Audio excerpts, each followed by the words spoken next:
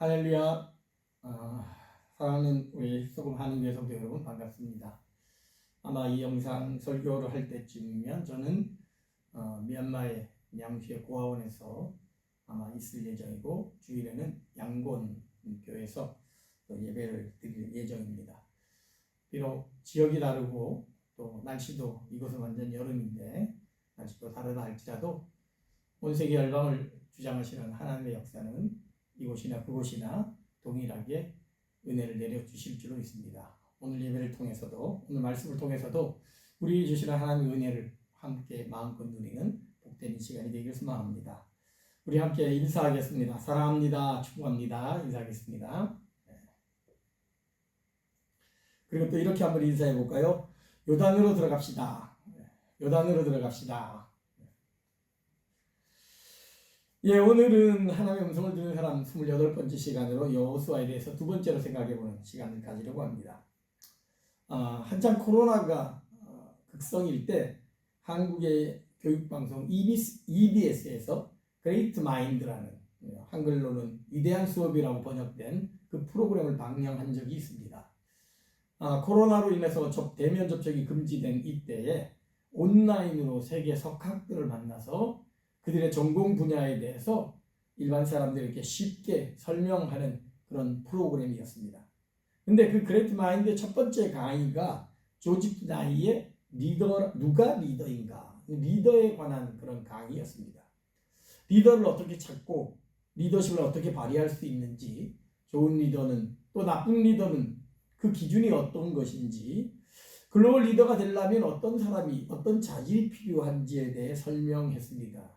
그러면서 그는 특별히 2차 대전의 영웅이었던 윈스턴 처칠에 대해서 설명하기를, 처칠이 위대한 리더가 될 수 있었던 것은 그의 자질보다는 사실 그가 처한 환경 때문에 그가 영국을 구한, 세계를 구한 위대한 영웅이 될 수 있었다는 것이죠.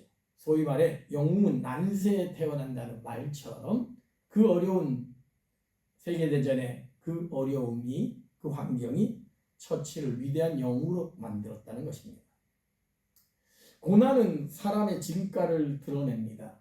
평상시에 잘 알 수 없다가도 고난이 닥치면 그 사람의 진면목이 어떤 것인지를 알게 되는 것이죠. 우리는 지난 시간에 두려움에 떠는 여호수아를 격려하면서 가나안 정복의 주인공으로 삼으시는 하나님, 이제 본격적인 진격에 앞서서 거대한 장애물 앞에 서게 된 이스라엘 백성들의 모습을 보게 됩니다. 바로 요단강이 눈앞에 놓여 있었습니다. 여호수아의 인도로 나아갈 때 우리가 잘 알다시피 요단강이 갈라졌죠.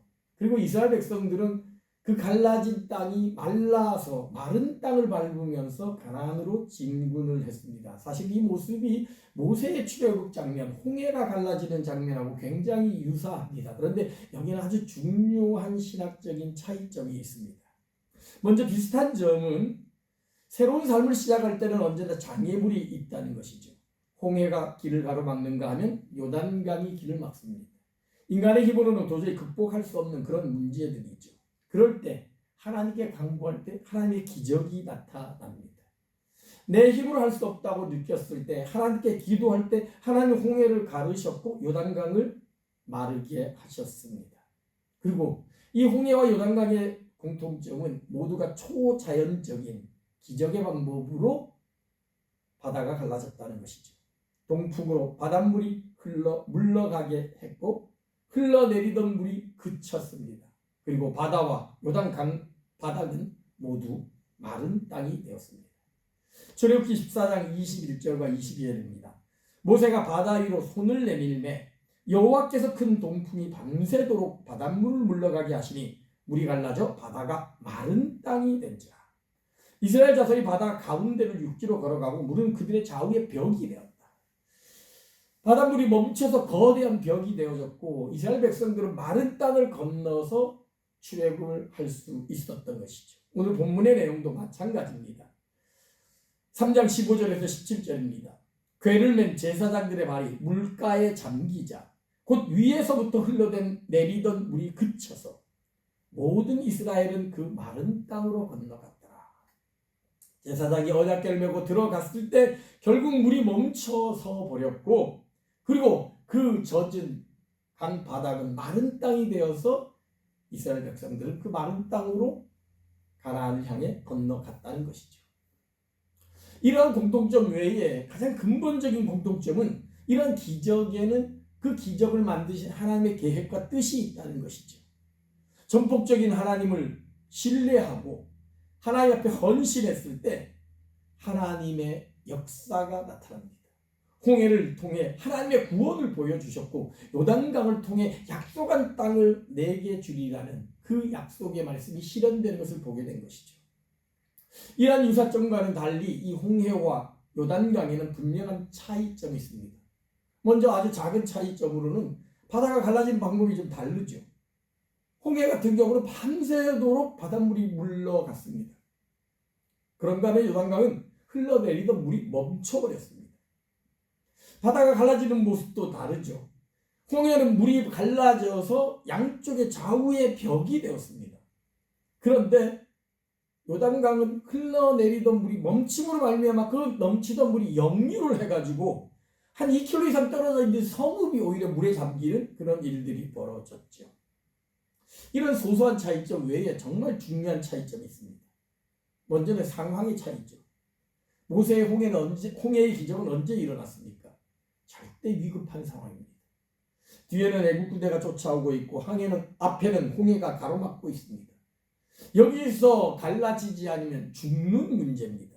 홍해를 건넌다라는 것은 우리의 죽음의 문제를 해결한다는 것입니다. 우리의 구원의 문제입니다. 그러나 여호수아 요단강은 어떻습니까? 건너지 않는다고 죽는 것은 아닙니다. 새로운 땅을 향해서 가는 시작입니다. 개척이요, 전진이요, 새로운 삶의 문제입니다. 그러나 그것을 싫어하는 사람은 그냥 머물러 있습니다. 실제로 이 12지파 가운데서도 르우벤과 갓과 므낫세 반 지파는 그냥 요단 동편에 머물기를 원해서 거기에 남아 있었습니다. 그러나 약속의 땅을 향해, 새로운 땅을 향해 하나님의 약속을 성취하기 위해서는 반드시 건너야만 하는 강이 요단강입니다. 땅을 정복하고 다스리라는 창세기의 명령을 이행하기 위해서는 반드시 건너가야 될 강이 요단강이라는 것이죠. 이러한 상황적인 차이뿐만 아니라 방법의 차이가 있죠.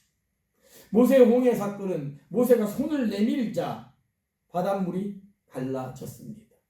이스라엘 백성이 한 것은 아무것도 없습니다. 모세는 이야기하죠. 오늘날 너희를 위하여 행하신 하나님의 구원을 보라. 보기만 하면 됩니다. 그렇습니다. 우리의 구원은 그냥 보기만 하면 됩니다. 그냥 믿기만 하면 됩니다. 우리가 해야 될 것은 아무것도 없습니다. 이미 예수 그리스도께서 우리를 위하여 십자가 달려 죽으시고 부활하신 그 사실, 그래서 나를 믿는 자는 나와 함께 영원히 살 것이라는 말씀을 믿기만 하면 구원받는 것이 바로 홍해가 갈라지는 기적이라는 것이죠. 그런데 요단강은 어떻습니까? 요단강은 구원받은 우리들이 하나님이 우리에게 약속하신 거룩한 땅을 성취하기 위해 우리가 무언가를 해야 하는 것을 의미합니다. 하나님은 구원받은 이스라엘 백성들에게 도도히 흐르는 강물을 향해서 나아갈 것을 요구하십니다. 이것은 생명을 건 헌신입니다. 6절의 말씀입니다. 여호수아가 또 제사장들에게 말하여 이르되 언약궤를 메고 백성에 앞서 건너라 하매 곧 언약궤를 메고 백성에 앞서 나아가니라. 8절도 마찬가지입니다. 너는 언약궤를 맨 제사장들에게 명령하여 이르기를 너희가 요단 물가에 이르거든 요단에 들어서라 하라. 강물은 도도히 흘러 넘치고 있었습니다. 고대 근동 지방에서 강물이 흘러내리는 그때에는 온 지경이 수킬로가 강물로 뒤덮여 있습니다. 그런 강물 속으로 뛰어든다는 것은 마치 목숨을 내놓는 것 같은 결단이 필요합니다. 여전히 강물은 도도히 흐르고 있고 그것에 언약궤를 맨 제사장이 강물 속에 뛰어드는 헌신을 하나님이 요구하시는 것입니다. 그렇습니다. 하나님은 구원받은 백성들이 하나님이 당신께서 약속하신 그 약속의 땅에 들어가기 위해 거룩한 새로운 삶을 위해 우리에게 새로운 헌신을 요구하십니다. 그래서 때로는 도도히 흐르는 그 요단강 속으로 뛰어드는 것과 같은 그런 모험, 그런 위험을 감수하는 일이기도 합니다. 마침내 그 명령에 순종하여 제사장들은 강물 속으로 뛰어들었습니다. 15절입니다. 궤를 맨 제사장들의 발이 물가에 잠기자 여전히 물은 흐르고 있었지요. 홍해를 건널 때는 오늘날 너희를 위하여 행하시는 구원을 보라 라고 말씀하셨고, 보기만 했을 때 바다가 갈라졌고 마른 땅이 되었고, 이스라엘 백성들은 물 한 방울 묻히지 않고 마른 땅을 건너갔습니다. 그러나 하나님의 약속의 땅, 새로운 삶의 길을 걸어가는 하나님의 백성들에게는 때로는 죽음의 강물에 발을 담그는 그런 위험, 그런 모험을 하나님 요구하기도 하신다는 것이죠. 그렇게 제사장들의 발이 물이 잠겼을 때 곧 위에서부터 흘러내리던 물이 그쳤습니다. 그리고 17절, 여호와 영혼을 맨 제사장들은 요단 가운데 마른 땅에 굳게 섰고 그 모든 백성이 요단을 건너기를 마칠 때까지 모든 이스라엘은 그 마른 땅으로 건너갔더라. 제사장들의 헌신이, 제사장을 따른 그 12명의 용사들의 헌신이 하나님 앞에 온전히 드려졌을 때 하나님은 기적을 만드셨고, 그를 따르는 수많은 백성들이 마른 땅으로 약속의 땅을 향하여 건너갈 수 있었던 것이죠. 홍해가 우리의 구원을 의미한다면 요단강은 구원받은 우리 백성들이 어떻게 살아가야 할지에 대한 성화를 의미합니다. 구원을 받은 백성들이 영원한 약속의 땅 천국을 향하여 나아갈 때 겪게 되는 여러 가지 고난들을 의미합니다. 장애물입니다. 그런데 하나님은 그 장애물을 향하여 미리 치워놓는 것이 아니라, 홍해처럼 미리 갈라놓은 것이 아니라 그 장애물 속으로 뛰어들라라고 요구하십니다. 마치 벼랑 끝에 서는 용기를 요구하십니다. 하나님의 거룩한 백성으로 하나님이 주신 그 약속의 땅을 들어가기 위해서는, 하나님이 준비하신 그 놀라운 축복을 맛보기 위해서는 때로는 도도히 흐르는 그 요단강 물속으로 뛰어드는 용기가 필요하다는 것이죠. 실제로 이 요단강 물은 제사장들이 발이 물에 잠길 때까지 여전히 흐르고 있었습니다. 뒤에서 지켜보는 이스라엘 백성들의 마음 아마 조마조마했을 겁니다. 저러다 빠져 죽는 것 아닌가, 하나님이 그냥 내버려 두는 것 아닌가 하는 그런 마음도 있었을 것입니다. 그러나 이러한 제사장들의 헌신과 희생이 있었을 때 비로소 강물은 멈춰섰고 백성들은 마른 땅으로 건너갈 수 있었던 것이죠. 그러면 어떻게 이들은 이런 헌신을, 이런 희생을 할 수 있었던 걸까요? 어떻게 이들은 그 도도히 흐르는 강물이 말라버리고 역류하여 반대편으로 가는 그런 기적을 경험할 수 있을까요? 이것을 우리에게 적용한다면, 우리는 어려운 난관이 닥쳤을 때, 거대한 장애물을 만났을 때 어떻게 우리는 하나님의 기적을 경험할 수 있을까요? 요단강으로 나아가는 자세를 통해 우리는 그 비결을 발견할 수 있습니다. 첫 번째 비결은 자신을 성결하게 하는 것입니다. 하나님의 기적의 현장에 서기 위해서는 먼저 하나님께 쓰임받기 위한 거룩한 삶, 성결한 삶이 필요하다는 것이죠.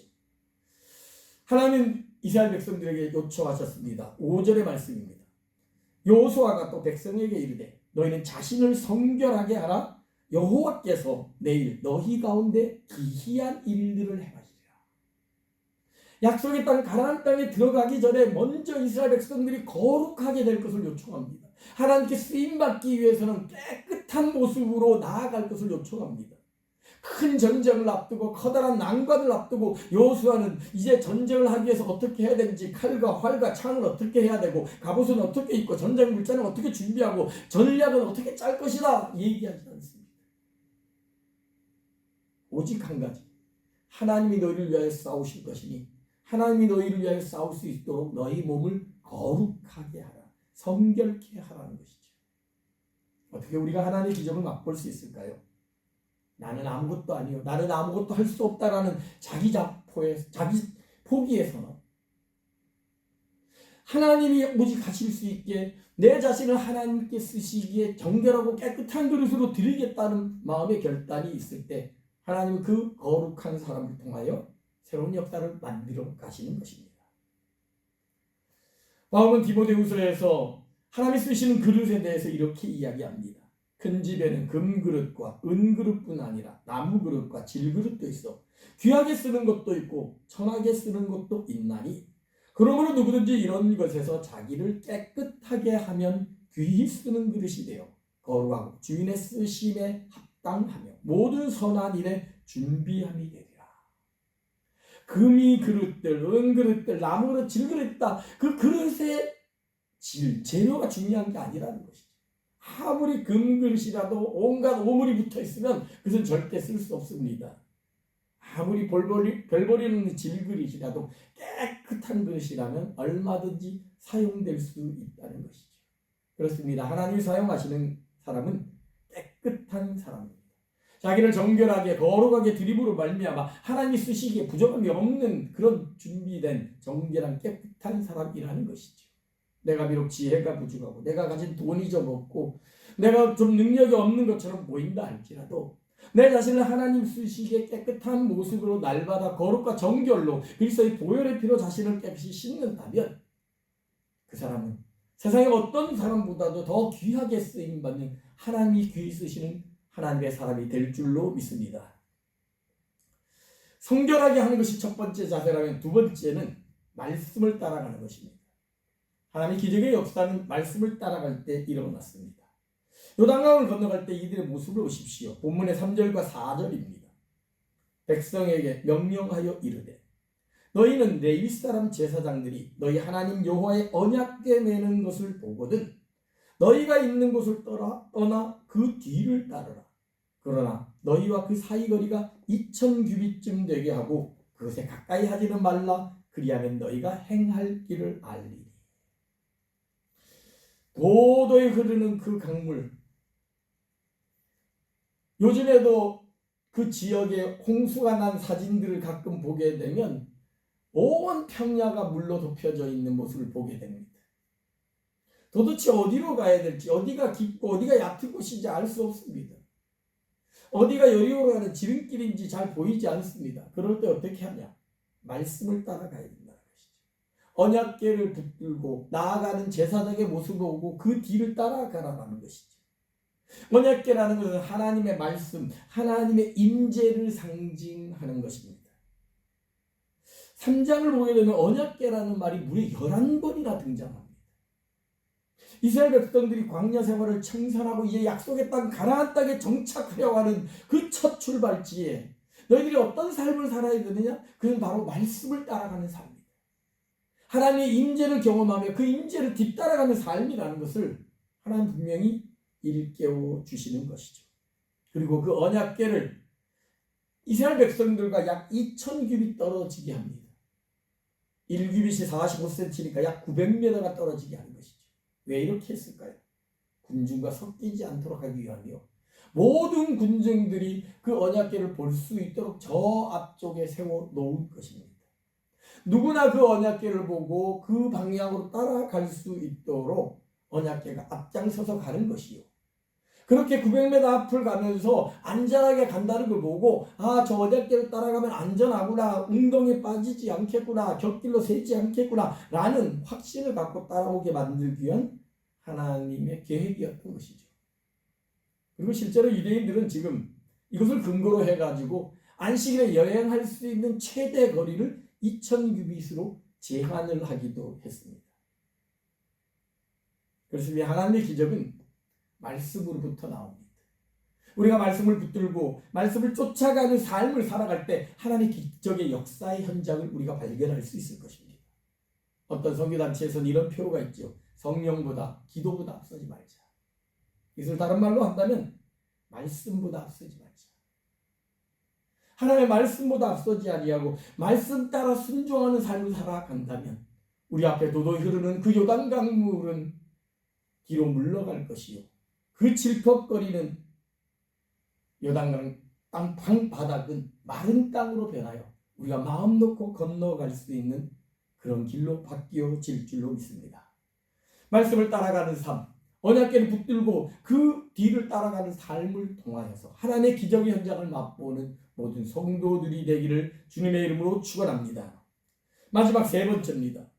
하나님께 기적을 경험하기 위해서는 먼저 자신을 성결하게 하고 말씀을 따라가는 언약궤를 따라가는 삶을 사는 것과 함께 동시에 그러한 기적을 먼저 맛보는 사람들이 있습니다. 요새 명령대로 백성들은 스스로 성결하고 제사장은 언약궤를 메고 요단강으로 나아갔죠. 평상시 요단강의 폭은 4 내지 5m밖에 안 되는 아주 작은 강입니다. 그런데 이 개천이 우기가 되면 수백 킬로까지 다 침수를 시킵니다. 본문 15절에 그것을 분명히 이야기합니다. 요단이 곡식 거두는 시기에는 항상 언덕에 넘치더라. 그 작은 개천이 온 지역에 흩어져서 언덕에 넘칠 정도로 수십 킬로, 수백 킬로가 전부 강으로 변해버리는 겁니다.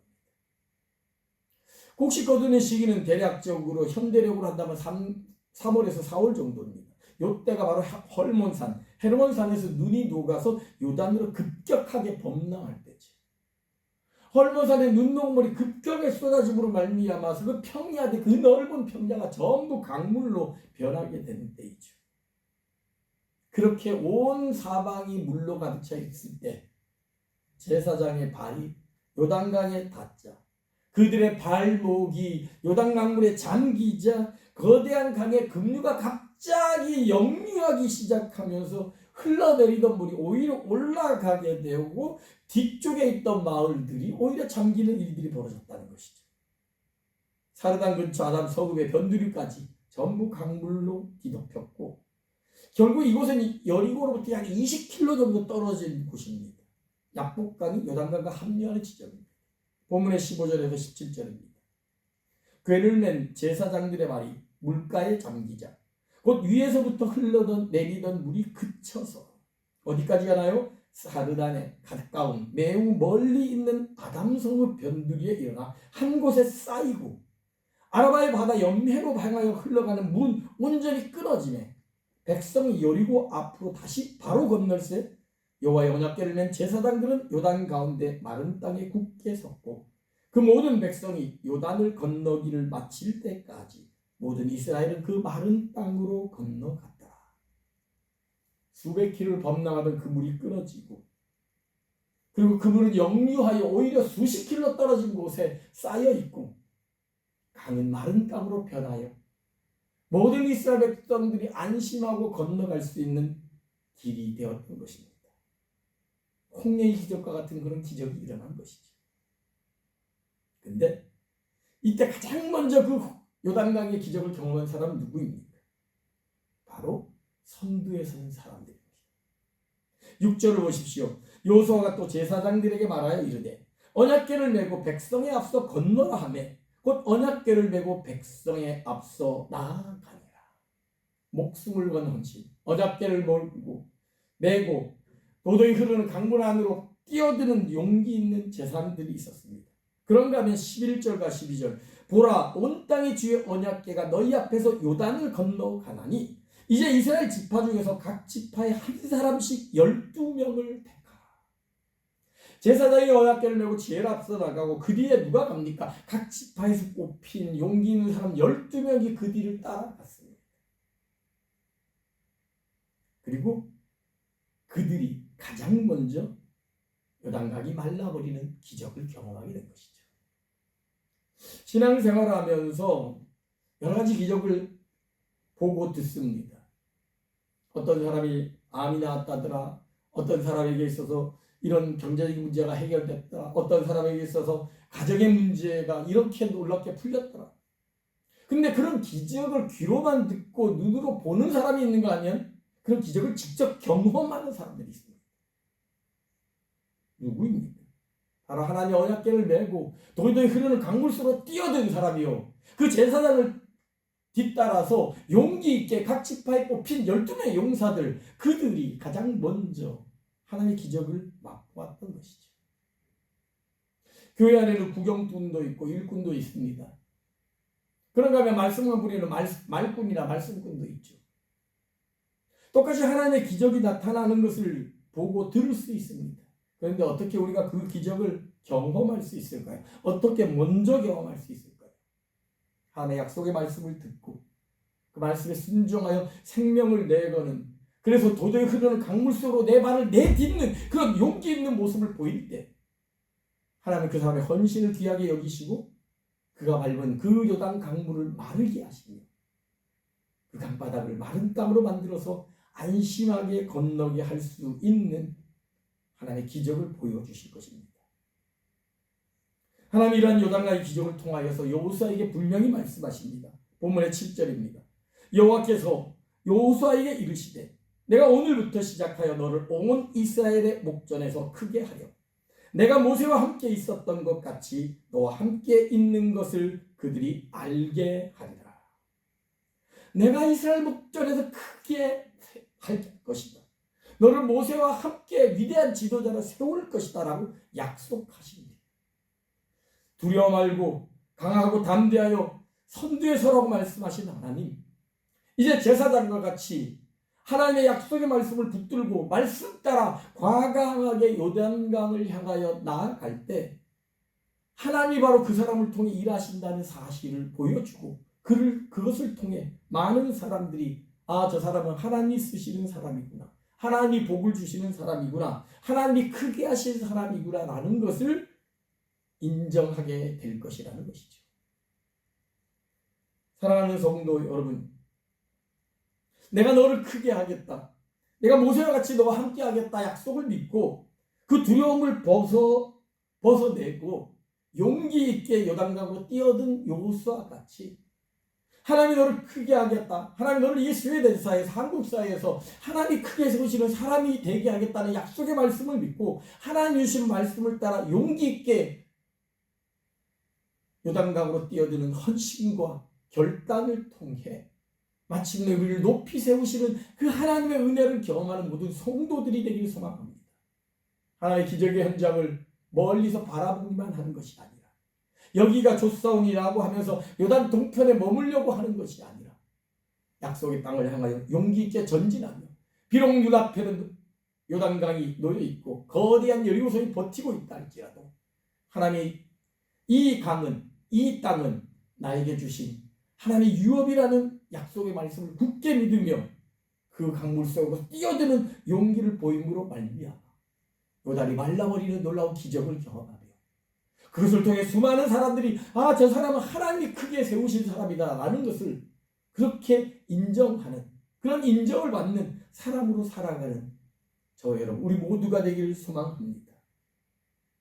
예수를 믿음에도 불구하고 뜨뜻미지근한 신앙인 사람이 있습니다. 별로 세상 사람들과 별반 다를 바 없는 삶을 살아가는 사람이 있습니다. 왜 그럴까요? 요단강으로 들어가지 않았기 때문입니다. 홍해 때와 같이 그저 구경만 하고 있기 때문이죠. 하나님의 기적을 맛보려면 도도히 흐르는 요단강으로 들어가야 합니다. 하나님 쓰시기에 부정함이 없도록 스스로를 성결케 하고 언약궤를 바라보면서 말씀을 따라 순종하는 삶을 살아갈 뿐만 아니라 무엇보다 선두에 서서 가장 먼저 하나님의 말씀에 순종할 때 하나님 우리를 가로막고 있는 모든 요단과 같은 반해요소들을 다 제거시켜 버릴 것이요, 결국 우리는 마른 땅을 걸어가는 놀라운 기적을 경험하는 선두주자가 될 줄로 믿습니다. 약속의 땅을 향하여 나아가는 여호수아와 같이 또 자신을 스스로 성결케 하면서 하나님의 말씀을 붙들고 앞장서가라는 제사장들과 같이 또 그 말씀을 붙들고 그 뒤를 따라가는 12명의 용사들과 같이 하나님의 사람이 되어져서 하나님이 쓰시는 성결하고 거룩한 사람으로, 그래서 우리에게 주어진 그 약속의 땅을 향하여서 과감하게 전진하여 나아감으로 말미암아 하나님이 우리를 위하여 행하시는 놀라운 기적을 경험하는, 그 기적을 가장 먼저 선두에 서서 경험하는 그런 저와 여러분, 우리 모두가 되기를 주님의 이름으로 축원합니다. 이 시간 우리가 말씀을 기억하며 함께 같이 기도하기 원합니다. 하나님, 나는 여전히 요단 앞에서 머물고 주저하고 있는 모습은 아닌지요. 도도하게 흐르는 그 강물 앞에 발을 내딛기가 두려워서 그냥 두려움에 빠져 가만히 우물쭈물하는 그런 모습은 아닌지 하나님 용기 있게 발을 내딛게 하여 주시옵소서. 하나님의 구원받은 백성으로서 내가 이루어야 될 사명이 있다는 것, 그 약속의 땅이 눈앞에 놓여 있다는 사실을 기억하고 믿음으로 나아가기를 소망합니다. 나를 성결케 하여 주시옵시고 주님의 말씀을 붙들고 나아가게 하시고 무엇보다도 선두에 서서 앞장서서 그 일을 감당하는 그런 결단과 헌신이 우리 가운데 있게 하여 주시옵소서. 그런 용사로 쓰임받는 제가 되기를 소망합니다. 마음을 담아 우리 함께 같이 잠시 기도하겠습니다. 기도합니다. 하나님 아버지, 오늘도 우리에게 주신 말씀을 통하여 하나님 우리가 어떻게 나아가야 될지를 깨닫게 하시고 감사합니다. 말씀을 통하여 하나님 주신 것에 감사하며 하나님 것에 대해서 기뻐하지만 여전히 행동으로 나타나기 주저하며 하나님 나의 행실과 나의 언행과 나의 모든 것들이 말씀 앞에 온전히 순종의 모습 나게 알려주시옵시고 그 앞에 순진하며 한인하며 한인하며 천진의 하나님의 삶에 주님 붙들어주시옵시고 오늘 이곳에 있는 모든 사람들이 그저 구경꾼으로 쓰는 것이 아니라 하나님 여호수아와 같이 제사장들과 같이 하나님 12의 용사들과 같이 믿음으로 하나님 그 강물에 뛰어들게 하여 주시옵시고 새로운 역사를 만들어내는 사람 되게 하여 주시고 하나님의 기적을 가장 선두에서 막을 수 있는 하나님의 살아계심을 증거하는 사람들 되어주도록 인도하여 주시옵소서. 예수를 믿고 구원받았음에도 불구하고 여전히 광야에서 머물며 하나님 광야에서 살아가는 그런 인생이 되지 않게 하여 주시옵소서.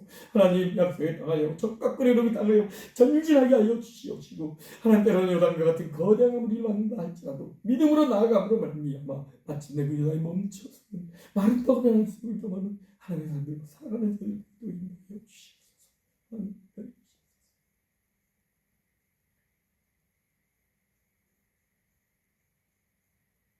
괴를 맨 제사장들의 발이 물가에 잠기자 곧 위에서부터 흘러내리던 물이 그쳐서 요단은 마른 땅이 되었다. 주님, 성결한 하나님의 백성들이 하나님의 말씀을 붙들고 나아갈 때 무엇보다도 선두에 서서 그렇게 용기 있게 전진할 때 하나님의 기적의 역사는 일어났던 것을 하나님의 말씀을 통해 확인하게 됩니다. 주님, 우리가 어떻게 하나님의 기적을 경험할 수 있을까요? 어떻게 그렇게 하나님의 역사를 우리가 먼저 경험할 수 있을까요? 여호수아와 같이 제사장들과 같이 12의 용사와 같이 믿음으로 전진하게 하여 주시옵시고 요단 앞에서 주저하는 것이 아니라 용기 있게 믿음으로 나아감으로 말미암아 우리가 밟는 이 요단 강물이 마른 땅으로 변하는 놀라운 기적을 경험하는 그런 저희들 되어지도록 인도하여 주시옵소서. 하나님 여전히 눈앞에 어려움들이 있습니다. 요단 강물과 같이 흐르는 이 스웨덴 사이의 어려움들, 언어의 문제, 관습의 문제가 사람과의 차별의 문제들, 수많은 문제들이 있습니다. 건강의 문제, 재정의 문제도 있습니다. 하나님 그 모든 것들 주님 말씀 믿으면서 강물 속으로 뛰어듭니다. 주님 우리를 인도하여 주시옵시고 우리의 헌신을 통하여 요단이 말라버리는 마른 땅으로 변하는 놀라운 기적을 경험케 하여 주시옵소서. 그런 기적의 현장에 선두에 서는 저희들 되어지게 인도하여 주시옵소서. 믿사오며 이제는 우리 주 예수 그리스도의 은혜와 하나님 아버지의 지극하신 사랑과 성령님의 늘 함께 하신 인도하신 결국은 승리케 하시는 그 은혜가 도도히 흐르는 요단 강물에 자신을 성결하게 하고 말씀 따라 걸어감으로 말미암아 용기 있게 발을 내딛음으로 말미암아 내가 밟은 내가 적신 이 요단 강물이 마른 땅으로 변하는 놀라운 기적을 경험하는 그런 여호수아 그런 제사장들 그런 12명 용사들 같은 마음으로 살아가기를 소망하며 하나님 앞에 믿음의 발길을 내딛는 요단강의 발목을 잠그는 그런 결단을 하기로 헌신하는 사랑하는 이곳에 모인 모든 주의 성도들 머리 위에 이들의 삶과 가정 위에 사랑하는 자녀들 위에 무엇보다도 그런 믿음의 용사들로 가득 차기 원하는 우리 스톡홀름 한인교회 위에 이제로부터 영원토록 함께 있을지어다. 아멘.